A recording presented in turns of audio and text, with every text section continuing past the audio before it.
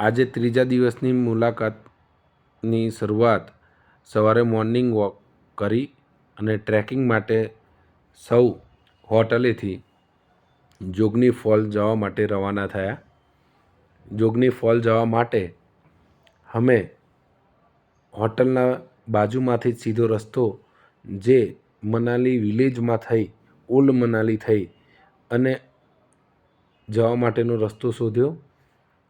આ રસ્તામાં હિમાચલ પ્રદેશના લોક સંસ્કૃતિ પ્રમાણેના નાના ગામની પણ મુલાકાત થઈ. આ અમારો ગ્રુપ છે. આ ગ્રુપમાં અમે સૌ ભેગા મળી અને આજનો આખો ટ્રેકિંગ રૂટ જે 12.5 કિલોમીટરનો છે એ સાથે કરવાના છીએ છે. સૌ આનંદ ઉલ્લાસથી ત્રીજા દિવસે પણ ટ્રેકિંગમાં આ સફરજનના ઝાડ છે એની મુલાકાત લીધી, એમના બગીચાની મુલાકાત લીધી. 8મા મહિનામાં 7મા મહિનામાં અહીંયા ફળ જોવા મળે છે. આજુબાજુ ચારે બાજુ પર્વતમાળાઓ વચ્ચે અને બાજુમાં નદીના પાસે થઈ અને અમારે વોકિંગ કરવાનું હતું. ટ્રેકિંગ માટેનો રસ્તો ક્લિયર હોય અમે સૌએ શરૂઆત કરી. આપ નિહાળી રહ્યા છો એ 3 કિલોમીટરના અંતે ઉપરની બાજુથી હિમાચલ પ્રદેશના પર્વતો જ્યાં બરફ પણ દેખાય છે એનો આ વિડીયો છે. અમુક અંતરે નાની નાની સ્ટોલમાં તમને ખાવા પીવાનું મેગી, નૂડલ્સ, મોમોઝ જેવી વસ્તુઓ મળી રહે છે. ચા કોફી મળી રહે છે. વોકિંગ દરમિયાન થાક લાગે ત્યારે 1500 મીટર 2000 મીટરે થોડો રેસ્ટ લઈ લેવો જરૂરી છે. વચ્ચે એક ફોરેસ્ટ ડિપાર્ટમેન્ટનું ગાર્ડનિંગનું હતું ત્યાં પણ મુલાકાત લીધી. અહીંની ખાસિયત એ છે કે તમે ગમે તેટલું વોકિંગ કરશો તો પણ તમને થાક નહીં લાગે. એનું કારણ એ જ છે કે અહીંયા ઓક્સિજન ખૂબ જ પ્રમાણમાં હોય છે. બાળકોને પણ આનંદ થાય છે. આ ઉપરથી પડતા પાણીના ઝરણાની પણ બાળકોએ આનંદ લાભ લીધો. સાથે ગ્રુપમાં અહીંયા ગામડાના લોકો દ્વારા પશુપાલન કઈ રીતે કરે છે એ પણ અમે નિહાળ્યું. નદીના કિનારે કિનારે જાતે ટ્રેકનો રસ્તો તૈયાર કરી અમે નીકળ્યા કે આ રસ્તે જવાથી આપણને ખરેખર હિમાચલ પ્રદેશની મુલાકાત કેવી કરવી જોઈએ એ ખાસ આ વિડીયોમાં જોજો. જનરલી બધા સિટીઝ અને એની હોટલ્સને જગ્યા બતાવતા હોય છે, પરંતુ એવું નથી. એકચ્યુઅલી જ્યારે મનાલીની ટ્રીપ કરો તો એક દિવસ વોકિંગનો રાખો. એમાં આ રીતે રેવન્યુ ગામમાં થઈ ફરતા જશો તો તમને એક અલગ જ આનંદની અનુભૂતિ થશે. હા, ચાલવાનું વધારે છે માટે કોઈ વસ્તુઓ સાથે ના લઈ જઈ. પીવાના પાણીની એક બોટલ જરૂર જણાય તો થોડો નાસ્તો લઈ લેવો અનિવાર્ય છે.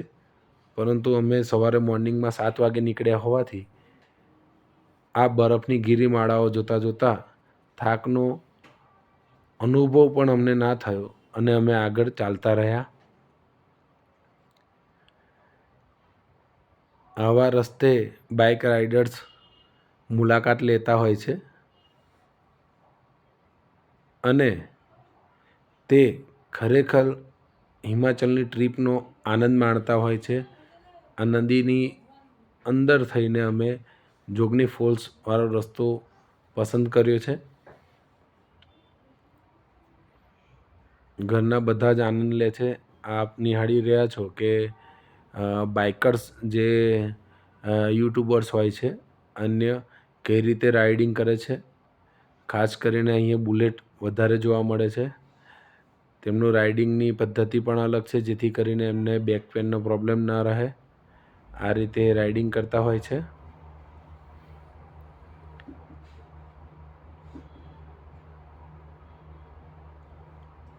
ચારે બાજુ પર્વતો અને બરફથી છવાયેલી ગિરિમાળાઓનો જોવાનો આનંદ જ અલગ છે. આ આનંદની અનુભૂતિ એ વાતાવરણની અનુભૂતિ મેં આપ સૌને બતાવવા માટે પ્રયત્ન કર્યો છે કે જ્યારે પણ મનાલી ટ્રીપની પ્લાન કરતા હોય, ઘણી બધી વસ્તુઓ જોવા જેવી છે. અમારા બાળકો એડવેન્ચર પાર્કની મુલાકાત લીધી છે. ટેન્ટ હાઉસ પણ વચ્ચે નદીના કિનારે જોવા મળ્યા. ખાસ અહીં વરસાદ ક્યારે પડશે કશું નક્કી હોતું નથી, માટે જ્યારે પણ ટેન્ટ કોઈ બુક કરાવો તો ખાસ કાળજી રાખજો કે તેનું વેધર જોજો, કારણ કે ટેન્ટ રાખ્યા બાદ જો વરસાદ વધુ પ્રમાણમાં પડે તો તમને તકલીફ થઈ શકે છે. અમારા પરિવારના સભ્યો ધીમે ધીમે આગળ વધતા જાય છે અને અમે એમને આ સફરજનના બગીચાઓ અને ખેતરોની વચ્ચે નાના પગના રસ્તે ગામડા દ્વારા જોગની ફોલ સુધી લઈ જવાનો પ્રયત્ન કર્યો. રસ્તામાં નાના બાળકો જે અહીંના છે એમને પણ મળ્યા.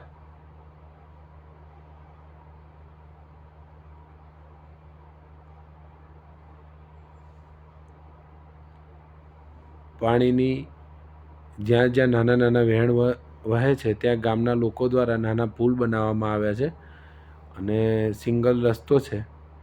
ત્યાં કોઈ વ્હીકલ જઈ શકે તેમ નથી, માટે વોકિંગ કરીને જ જવું પડે છે.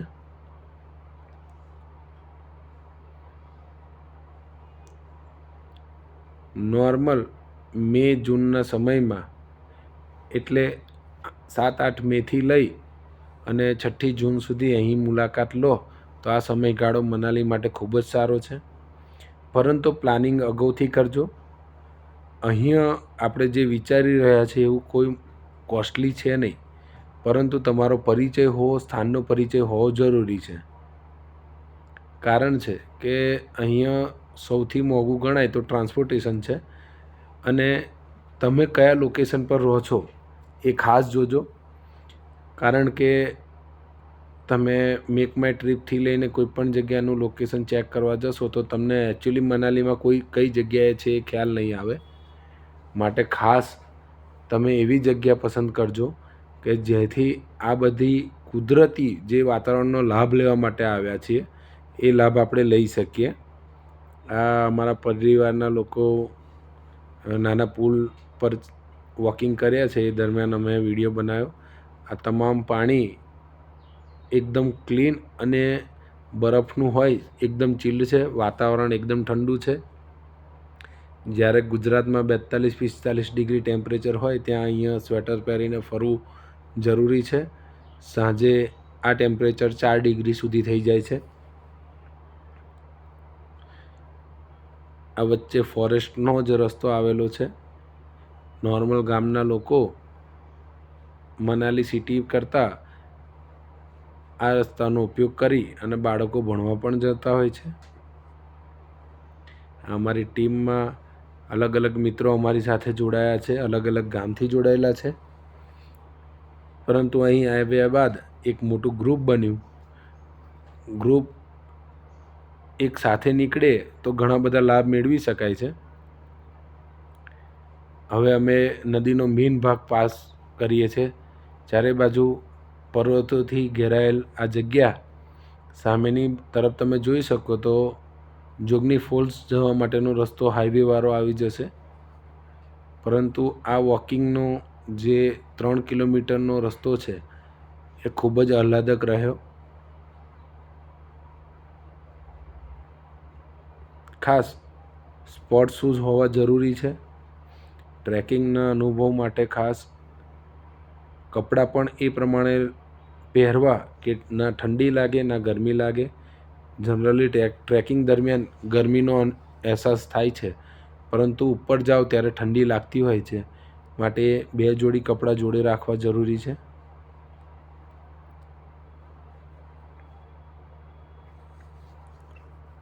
કુદરતના સાનિધ્યમાં અમે ટાઈમ કાઢ્યો, પરંતુ આ સમય અમૂલ્ય હતો એટલે આપ સૌને દર્શાવી રહ્યા છીએ. એક દિવસ અમે અટલ ટનલ પર જવાના છીએ, એ પણ દર્શાવીશું. આ ત્યાંનું માર્કેટ છે. ઘરના બધા સભ્યો ફ્રૂટ્સ ને અન્ય વસ્તુ ખરીદવા માટે તથા ગ્રુપ્સના બધા વ્યક્તિઓ ત્યાં ભેગા થયા.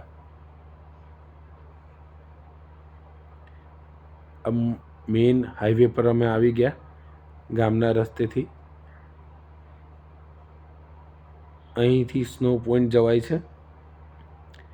ખાસ મનાલીમાં નાના મોટા ઘણા બધા પોઈન્ટ જોવા જેવા છે. એમાં આ ફોલ જોવો જરૂરી છે, જોગની ફોલ. પરંતુ ચઢાણ ને વોકિંગ વધારે હોવાથી નાના બાળકોને સેટ થાય એ પ્રમાણે તમારે સૌથી મોર્નિંગનો ટાઈમ સેટ કરજો. વચ્ચે 10-15 મિનિટનો રેસ્ટ આપી બાળકોને ધીમે ધીમે તમે આગળ વધારશો તો જોગની ફોલ સુધી આપણે પહોંચી શકીશું.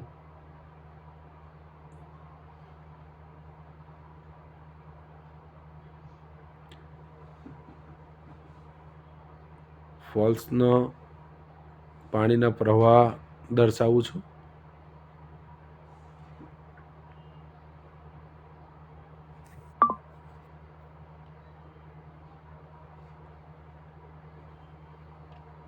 અમે ઘણે ઊંચે આવી ગયા છીએ.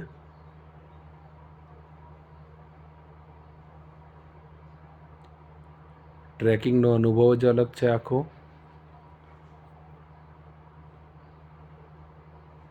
ખાસ વરસાદના સમયમાં જોગની ફોલ જવાનું ટાળવું જોઈએ.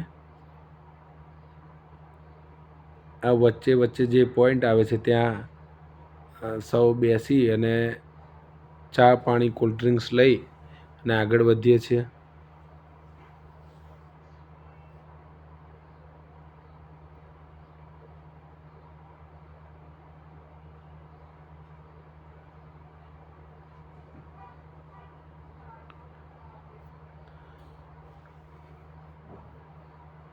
આ અમે રિવર ક્રાફ્ટિંગ પણ કર્યું.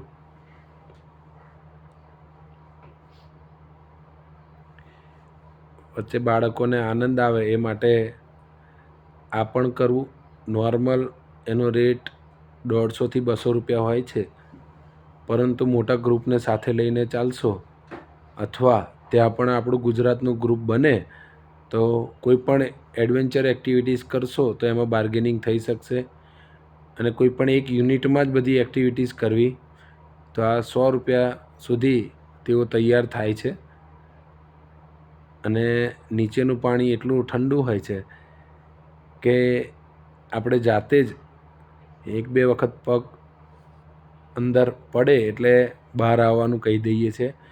નોર્મલ એ લોકો 25 જમ્પ કરાવતા હોય છે. બીજું કે આપણી સહનશીલતા અને આપણા એન્જોયમેન્ટ પ્રમાણે આપણે એનો લાભ લઈ શકીએ છીએ. અમારા આખા ગ્રુપે આનો લાભ લીધો. એડવેન્ચર એક્ટિવિટીઝ એવી કરાવવી જોઈએ. પેરાગ્લાઇડિંગને ઘણી બધી વસ્તુઓ છે પણ આપણી સેફટીને ધ્યાનમાં રાખી અને આ બધી પ્રવૃત્તિ કરવી જરૂરી છે. આ અમારા મિત્રો દ્વારા જમ્પિંગ બાદ રિટર્ન આવે છે. અને કોઈ એક જ ગ્રુપ સાથે આપ કન્સલ્ટિંગ કરી ત્યારબાદ ભાવ નક્કી કરીએ તો વાંધો આવતો નથી. ઘરના સભ્યો પણ ત્યાં જાય છે. ખાસ નાના બાળકોને પહેલી વખત જ્યારે આ જમ્પિંગ થાય ત્યારે બીક રહેતી હોય છે. બંને હાથની પકડ કઈ રીતે પકડવી તેમજ જમ્પિંગ દરમિયાન એ ગભરાતા હોય છે. પરંતુ 1-2 વખત હેબિટેશન પછી એ વારંવાર તમને આ એડવેન્ચર એક્ટિવિટીઝ કરવા માટેનું કહેતા રહેશે.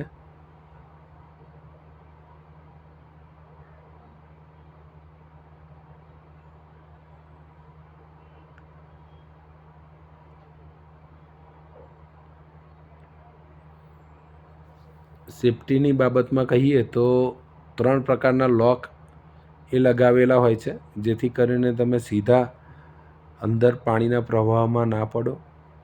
અને બીજું કે અહીંની ખાસિયત એવી છે કે અહીંના હિમાચલ પ્રદેશના લોકો કે જે બિઝનેસ કરે છે એ તમારી કાળજી પૂરેપૂરી રાખે છે તથા તેમનો સ્વભાવ શાંત અને નમ્ય હોય છે. તમે કોઈ પણ અગ્રેસિવ થઈને વાત કરશો તો એ તમને પ્રેમપૂર્વક જ જવાબ આપશે. આ એક્ટિવિટી દરમિયાન તમને અનુભવ થાય કે ના મારે જે ફિલિંગ લેવું હતું અથવા મને વહેલા તમે બહાર કાઢ્યા તો એ તમને બીજી તક આપે છે. એવું નથી કે તમે પૈસા એક વખત આપ્યા ત્યારબાદ એ કોઈ તમારી જોડે ગેરવર્તણૂક કે વ્યવહાર કરશે. ખાસ કાળજી રાખવી કે જ્યારે પણ આ બધી પ્રવૃત્તિઓ એડવેન્ચરની કરો તો એમની જોડે ભાવ ચોક્કસ કરાવવા. જો ભાવ તમે ચોક્કસ નહીં કરો તો ત્યારબાદ તમને એ જે કહેશે એ ભાવ તમારે આપવા પડશે. આ મારા ઘરના નાના નાના છોકરાઓ બહુ જમ્પિંગ કર્યા બાદ જાતે જ કહે છે કે અમને પાછા બોલાવી દો.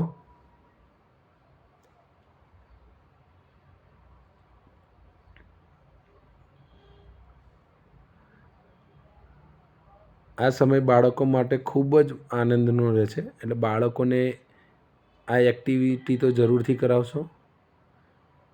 આ એ રિટર્ન આવે છે દરમિયાનનું પકડવાની ગ્રીપ કઈ રીતે રાખવી કે બંને હાથ નીચે રાખી માથાનો ભાગ સહેજ બાજુની તરફ રાખશો તો એ આપણને પાછા બોલાવી શકશે.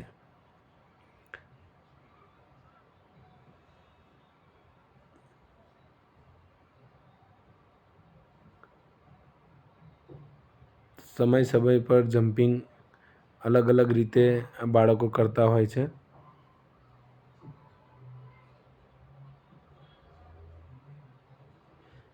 એમની ગ્રીપિંગની પદ્ધતિ પણ આપ જોઈ રહ્યા છો.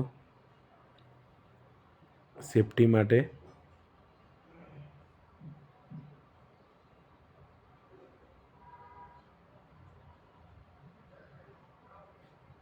વધુ પડતો વરસાદ હોય તો આ પાણી ઉપરની આ જે ગ્રીન નેટ છે ત્યાં સુધી પણ આવી જાય છે. અમારી વારી આવે એટલે અમે જનરલી સ્પોર્ટ્સના તો છીએ જ, માટે એમણે ચેલેન્જ આપી હતી કે તમે ના નહીં પાડો ત્યાં સુધી અમે તમને પાછા નહીં બોલાવીએ અને તમને પૂરા પાણીમાં પલાળીશું જ. અમે પણ એમની એ ચેલેન્જ સ્વીકારી કે જો અમે થાકીશું નહીં તો બીજી વખત આ ક્લાઇમ્બિંગ તમારે અમને ફ્રી કરી આપવી પડશે. એટલે એમનું આખું ગ્રુપ લાગી ગયું કે સ્પોર્ટ્સ પર્સનને એક વખત તો પાણીમાં પૂરા પલાળીએ જેથી કરીને એ જાતે આવવાનું કહેશે. હવે મેં મારી પોઝિશન લઈ લીધી. અગાઉ એક બે વ્યક્તિઓને જવા દેવા, જોવું. એમનો પ્રયત્ન એવો હતો કે ઠંડા પાણીમાં પૂરેપૂરા પલળે એટલે વ્યક્તિ તરત બહાર આવી જાય. ખાસ અમે હોટલ જે રાખી છે એના ઓનરની જ આ સાઇટ હોવાથી અમને રેટમાં પણ ફાયદો થયો. બીજું કે હવે અમે અમારી પોઝિશન લીધી કે આપ આખું ગ્રુપ ભેગું થઈને પણ અમને પાણીમાં બોળવાનો પ્રયત્ન કરશો તો અમે પલળવાના નથી.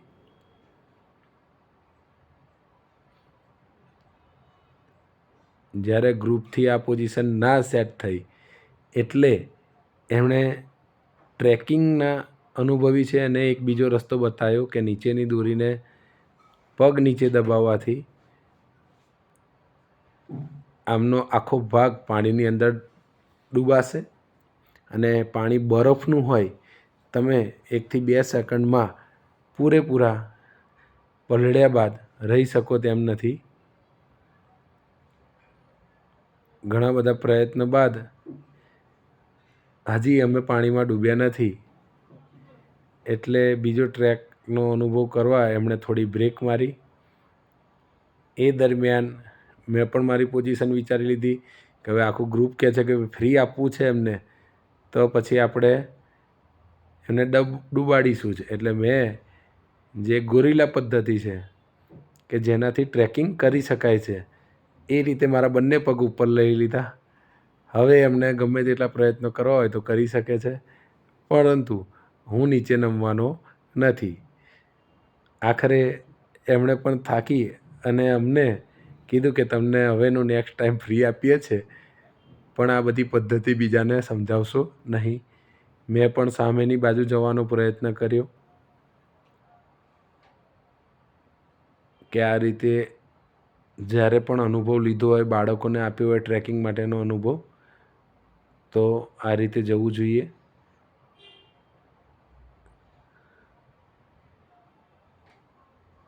સામેની બાજુ ઘણા બધા પિક્ચરો, માચીસ પિક્ચર છે, સિલસિલા પિક્ચર છે, એ બધા પિક્ચરના મૂવી શૂટિંગ્સ આ સામેના જંગલમાં જ થયેલા છે.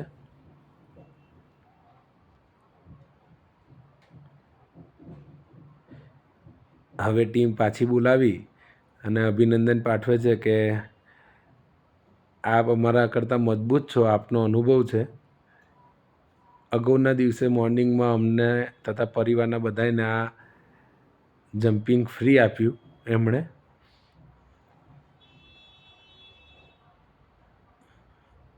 જસ્ટ અમે મજાક સ્વરૂપે લઈ બીજું પણ રોપ ક્લાઇમ્બિંગ કરાવડાયું.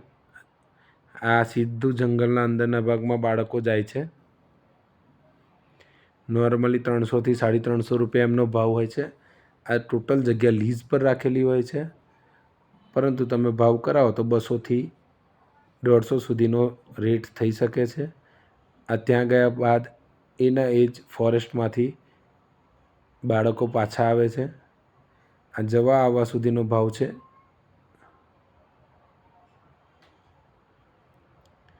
બધાએ એનો અનુભવ કરાવ્યો, નાના બાળકોને પણ કરાવો.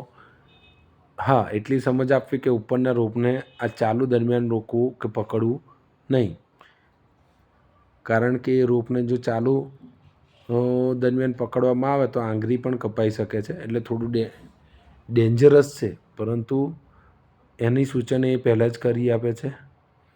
આ જતાં આવતા બંને રીતે મારા બંને બાળકોએ અનુભવ લીધો, આનંદ માણ્યો. આ જોઈ પણ મોટા પણ તૈયાર થયા કે અમારે જવું છે. એમને મોકલી આપ્યા કે જાઓ તમે પણ આનંદનો લાભ લો ફોરેસ્ટનો.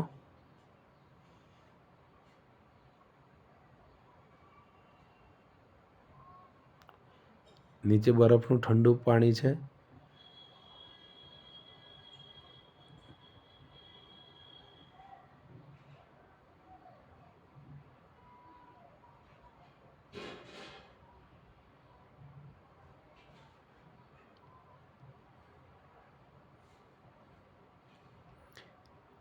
નોર્મલી નવેમ્બર ડિસેમ્બરમાં અહીંયા ખૂબ જ બરફ હોય છે. માર્ચની 10મી 12 તારીખ સુધી આ નદી આખી બરફથી ભરાયેલી હતી ઉપરના ભાગ સુધી.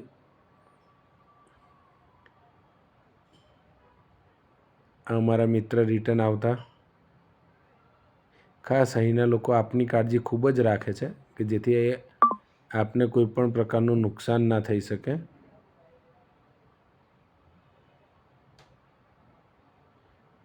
હા, અમારા પરિવારના વ્યક્તિ પણ કે ચલો મારે પણ જવું છે. મેં તો જઈ આવો, લાભ લો.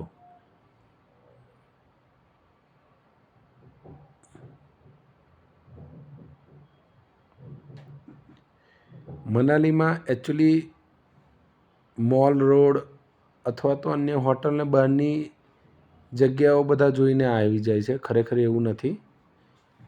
અંદરની બાબત જોઈએ તો આ ટ્રેકિંગ છે, ક્લબ હાઉસ છે, એડમ્બા ટેમ્પલ છે. એક વિડીયો મેં એડમ્બા ટેમ્પલનો પણ મૂકેલો છે, પહેલો જ વિડીયો છે.